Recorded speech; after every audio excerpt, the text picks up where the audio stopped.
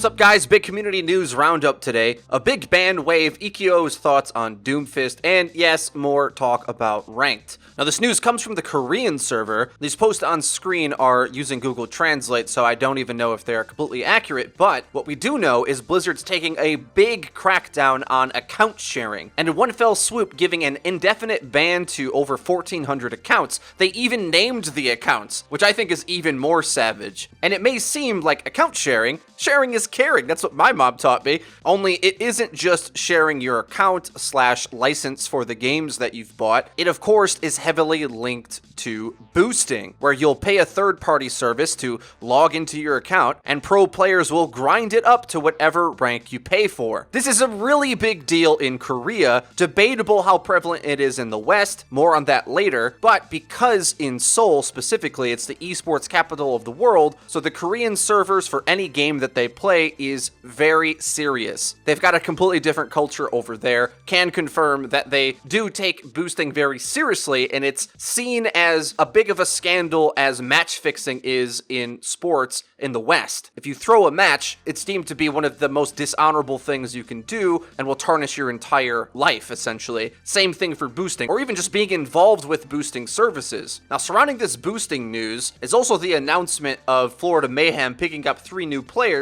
and most notably, relevant to today's story, the player BQB. Because, keeping in theme with today's story, BQB has a tainted reputation for affiliating himself with these boosting services. On his past team, X6 Gaming, who were a major contender at Apex in its twilight seasons, was caught, fined by the team, and all of his winnings and the organization's profits from the player were donated to fans and aspiring programmers. So as you might expect, announcing this roster pickup was met with quite a bit of criticism, especially from Koreans, who really don't mess around with this boosting stuff at all. So the head coach of Florida Mayhem went to Twitter to back up the roster pickup, but also essentially explained that he's going to go through rehabilitation with the player and do community service with him. Now, I don't know exactly what he means. I think that phrase means something different to a lot of Westerners. I think he means more so what he's saying in this next tweet. I want to help society as much as he did wrong. He's treating this very seriously. Just getting out in front of this boosting scandal. And I'm sure many of you are probably shaking your head saying, well, what's the big deal? To the Korean esports scene, this is the biggest of deals. And it brings up some interesting questions. I mean, the guy already was fined, put on probation by his team X6 back in the day. This thing's well behind him. Is this something that we should move past as a player moves on to the Overwatch League? Because I get the sense anyway, most Western players don't really understand the bad stigma for boosters. Probably because we don't take esports as serious, especially when you compare all of this to the Western ranked play experience, which is almost the complete opposite. Here's a tweet from the streamer Redshell that says, after 20 hours in a row of Overwatch, I came to the conclusion that the game is not meant to be played with a trying mentality. I think from now on, I'm just gonna moon my games and absolutely try the least regardless of my rank. Now, before we respond to that, I want to say Redshell is a really cool guy. I don't know him personally, but I've played with him in ranked a few times. He's always been really nice, positive, really funny, upbeat guy. So this sort of defeatist attitude, I don't think is something that he defaults into. It's sort of his spirit being crushed. But I will say, a few nitpicks we gotta give. One, you probably shouldn't play 20 hours of ranked in a row. That's a mistake. 20 hours of anything in a row is probably a bad idea. But just as well, admitting you're basically going to play in a laissez-faire way in future games just because previous games didn't go well is also adding to the problem. But at the same time, I can't blame him too much because, at least on our servers, as we've said in previous videos,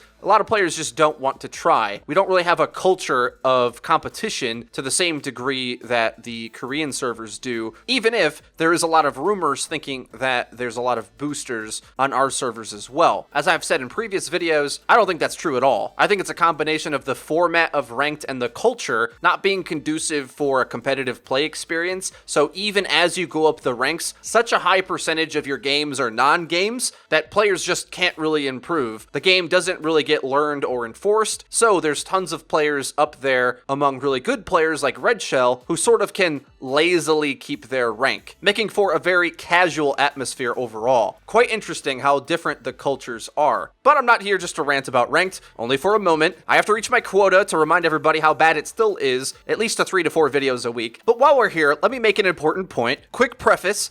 I don't like Battle Royale game modes at all. So keep that in mind, but Fortnite already has a demo system, and they just announced that they're putting in-game tournaments into the game. You may have heard buzz of Friday Night Fortnite. As you can see from the image on screen, there's a sort of events calendar that you can go down and sign up days in advance to join the event. And what's even more interesting about what Fortnite's doing over there is how they've radically adjusted how they deal with their competitions, because originally the Fortnite devs were trying to go down a different route that I think made sense for the game, and they've pulled back from that and really leaned into this casual farming format that progressively gets you into harder lobbies as you go on. Again, don't like Fortnite at all, but it's cool to see a developer be willing to take risks, play with the format of their game, and in iterations get it better over time. Row queue, map veto, give me a team queue, give me a solo queue only queue, allow me to pick exactly what map I want to play, only play control for example, just go out and frag, have fun, perhaps hero bans at the start of a map, even an entire draft mode. I could go on. And while we're on the subject, some more positive suggestions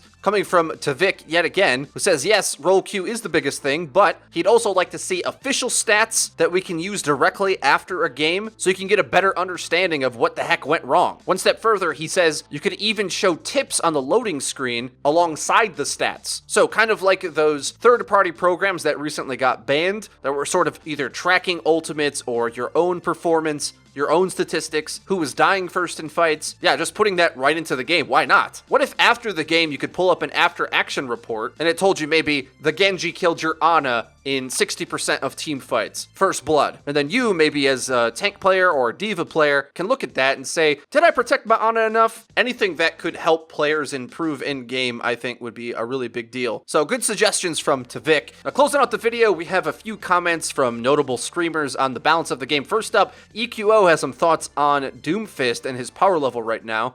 Like, the only reason Doomfist is good is because people are bad. Doomfist is actually a trash character against organized teams or people that are aware of him. Like, if someone is aware as you as Doomfist, there's nothing you can do. It takes one person to annoy you and you pretty much, like, even a Lucio can contest you as Doomfist, and it's so awkward. But their Doomfist is getting picks, which means our team has very bad awareness. Like, this probably is a one-trick Hanzo. Like, I always see on Reddit, oh, nerf Doomfist. I feel like you just... I can play Rain if you want to. Sure, nerf Doomfist. I feel like you should just buff all the other players. Because Doomfist is, like, really not OP.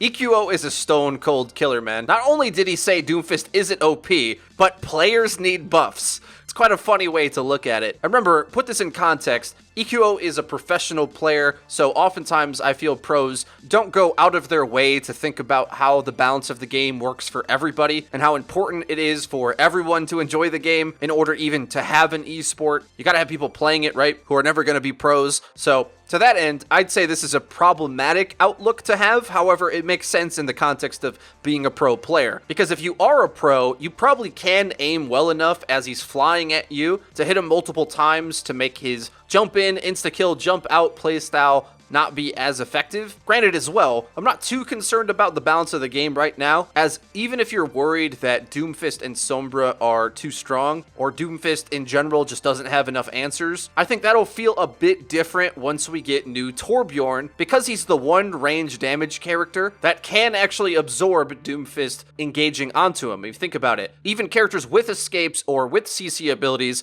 can get farmed by Doomfist because they either have to land a skill shot or dodge to safety and somehow dodge another movement cooldown from Doomfist. Ana, McCree, Hanzo, Soldier, etc. can pretty easily get maneuvered around and killed by Doomfist, in my opinion. If you're EQO, he says just get good, but I think Doom's really strong. But remember, up against Torb, that Doom comes in, not only is the turret going to help against the backline aggro, he also can pop Overload and just face tank all manner of Doomfist's cooldowns. So if you're worried about Doom being too good right now, I think wait until my homeboy Torb hits the ranked playlist in about a week and a half. I'm really looking forward to that. Another thing that I've been a bit happy about is starting to get the hang of new Pharah. It took me a while, but once you get the hang of her, I think you really feel where the buffs are. And we even got a shout from Valkia on Twitter, who originally was hardcore against the rework, but now has said that he's getting used to it and is realizing where the rate of fire is helping in a lot of situations. While the the reduced splash not affecting him too much. And I tend to agree. I do notice the splash definitely, but if you have a Mercy and she's damage amping you, I think that pharmacy combo is just strictly better now, because most of the time you will be landing directs,